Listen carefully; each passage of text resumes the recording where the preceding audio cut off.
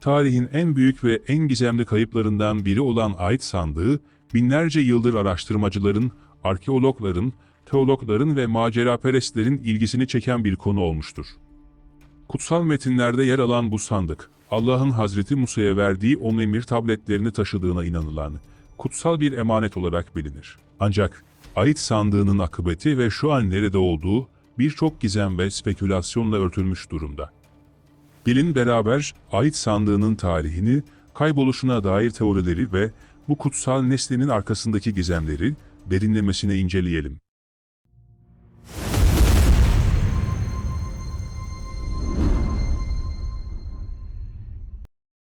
Ait sandığı, eski ayette yer alan bir emanet olup, Allah'ın İsrailoğullarına verdiği 10 emir tabletlerini muhafaza etmek için yapılmıştır.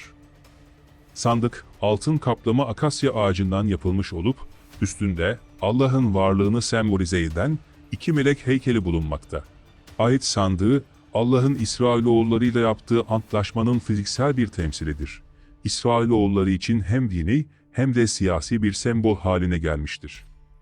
Sandığın inşa süreci, Allah'ın Musa'ya Sina Dağı'nda verdiği talimatlara dayanmakta, bu talimatlar, sandığın boyutları, kullanılan malzemeler ve hatta taşınma şekline kadar ayrıntılı bir şekilde verilmiştir.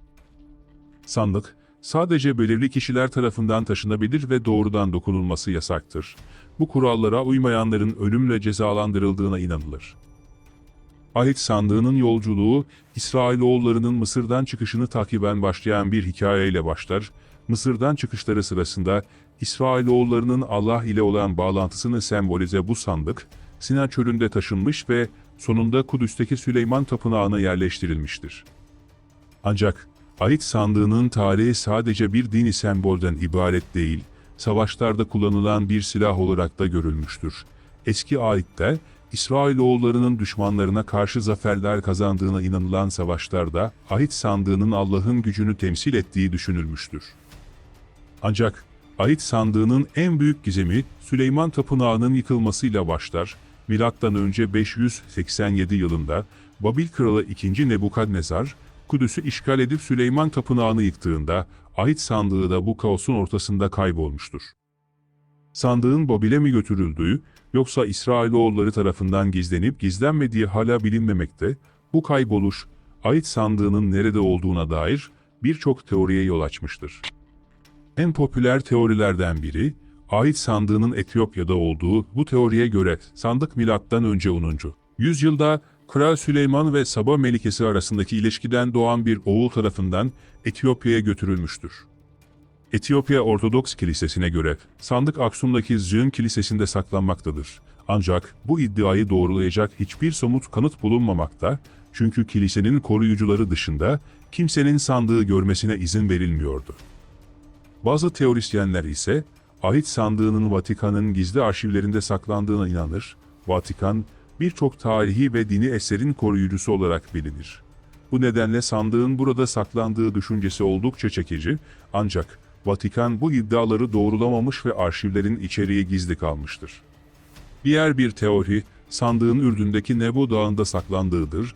İncil'e göre bu dağda Allah ile buluşmuş ve İsrailoğullarına vaat edilen toprakları görmüştür.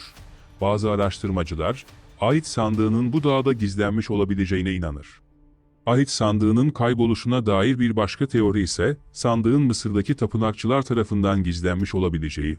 Bu teoriye göre, Haçlı seferleri sırasında tapınakçılar sandığı Kudüs'ten Mısır'a kaçırmış ve burada saklamışlardır. Bazı araştırmacılar ise, sandığın Kudüs'te bir yeraltı tünelinde saklanmış olabileceğini iddia etmekte, Süleyman Tapınağı'nın altında yer aldığı düşünülen gizli tünellerde sandığın güvenli bir şekilde saklandığı ve orada kaldığı öne sürülmekte.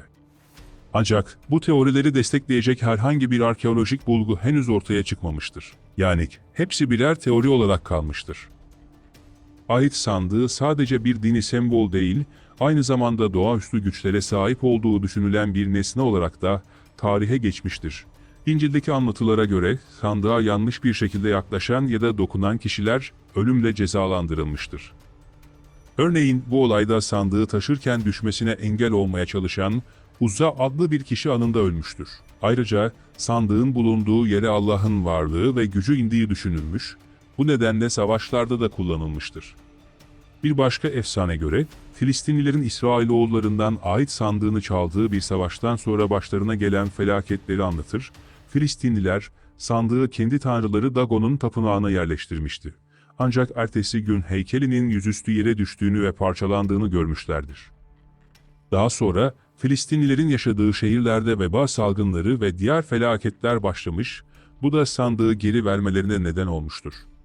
Bu tür hikayeler, ait sandığının sadece bir dini sembol değil, aynı zamanda Tanrı'nın doğrudan müdahalesini temsil bir nesne olarak algılandığını gösterir. Sandığın güçleri ve onunla ilişkili olan sırlar, onun kayboluşunu daha da gizemli kılmakta. Ait sandığının kayboluşu üzerine yapılan modern araştırmalar, arkeoloji ve tarih bilimlerinin yanı sıra popüler kültürün de ilgisini çekmiştir. Popüler filmler, makaleler gibi, ait sandığının efsanesini geniş kitlelere tanıtmış ve sandığın bulunması fikri üzerine birçok hikaye üretilmiştir.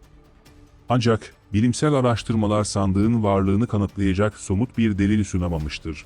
Kudüs'teki arkeolojik kazılar ve diğer bölgelerde yapılan araştırmalar, ait sandığına dair herhangi bir iz bulamamış, bu durum, sandığın gerçekten var olup olmadığına dair soruları artırmıştır. Bazı bilim insanları, ait sandığının bir sembol ya da efsane olduğunu, fiziksel bir nesne olarak var olmadığına inanmaktadır. Diğerleri ise, sandığın hala bir yerlerde, keşfedilmeyi beklediğine inanır. Ait sandığı, tarihin en büyük gizemlerinden biri olarak kalmaya devam ediyor.